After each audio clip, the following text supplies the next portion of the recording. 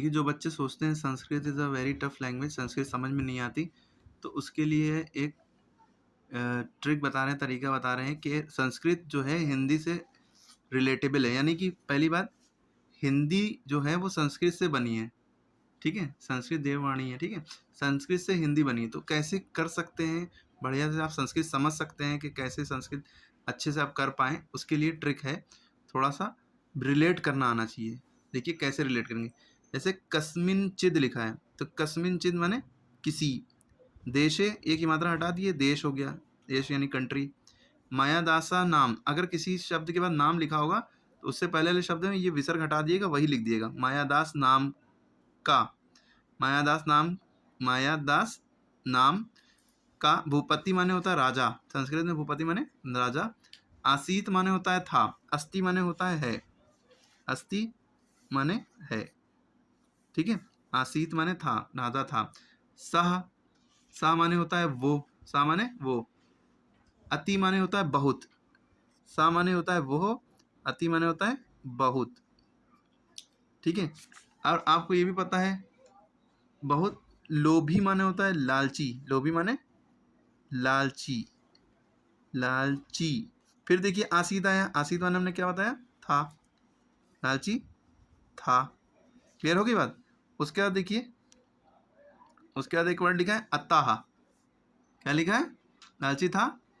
अतः माने होता है इसलिए, यानी कि देयरफॉर, इंग्लिश में इसलिए को देयरफॉर कहते हैं, सो भी कह सकते हैं। इसलिए दरिद्र इव वसति स्मा, दरिद्र वो एक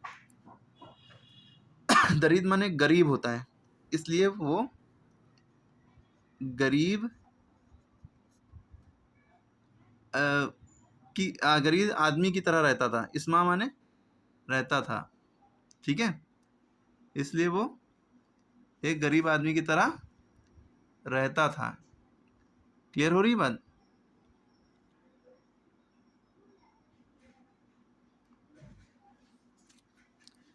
इसलिए वो एक गरीब आदमी की तरह रहता था, ठीक है? लिख लेंगे। उसके बाद क्या है, एकदा कोपी मुनि तस्य प्रसादम आगच्छत, आगच्छत माने होता है आना, एकदा माने होता है एक बार, यानी कि वंस। एक बार क्या होता है, उसके महल में कोई मुनि प्रसादम आगच्छत, उसके महल में, उसके महल में एक साधु आए, ठीक है? मुनि माने होता है साधु, तस्य माने उसके, आगच्छत माने आए, ठीक है? ठीक है, क्लियर है? एक बार उसके महल में एक साधु आए, ठीक है? इस तरह से आप संस्कृत को रिलेट कर करके आप कर सकते हैं, समझ सकते हैं। संस्कृत आसान भाषा है, कुछ शब्दों का मतलब पता होना चाहिए, वयम, त्वम माने तुम, अहम माने मैं, ठीक है? इस तरह की चीज़ें, अस्ति माने है, आसीत माने था, ये सब चीज़ें पता होना चाहिए, ठीक है? आप हिंदी समझ सकते हैं। उसके अलावा संस्कृत की बुक में जो पीछे जो वर्ड मीनिंग होती है, ये ज़रूर याद कर लिया करिए। भूपति माने राजा, अभिष्टम, अभिष्टम इसको पढ़ेंगे, अंक की बिंदी जब लास्ट में उठा के ऊपर, तो टम पढ़ते हैं, अभिष्टम, अभिष्टांग नहीं पढ़ेंगे, अभिष्टम यानी कि इच्छित। तथास्तु वैसे ही हो, बी इट्स हो, जैसे कि कोई प्रार्थना करता, दुआ मांगता, उसे क्या आशीर्वाद दिया, तथास्तु वही हो जो तुम चाहते हो, ठीक है? ठीक है, इत्युक्त्वा, ऐसा कहकर, सेइंग दैट, इस थोड़ा सा टफ भी है। अब वस माने रहना, आनी माने लाना, ठीक है? आदा माने लेना, स्पर्श माने छूना, टच करना, ठीक है?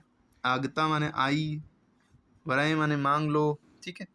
इस तरह से चीज़ें हैं जो, ये मीनिंग जितनी ज़्यादा याद होंगी उतनी अच्छी संस्कृत होगी, उतनी अच्छे से समझ में आएगी। तो संस्कृत समझना है तो इस तरह से तरीके हैं, बेसिक चीज़ें याद हो, छोटे छोटे वर्ड का, आई वी यू दे, है ना? इंग्लिश में ये जो है मैं तुम हम वो, ये सारी चीज़ें जैसे याद, इसी तरह संस्कृत में भी इनकी हिंदी याद होना चाहिए, ठीक है? तो संस्कृत समझ में आने लगेगी।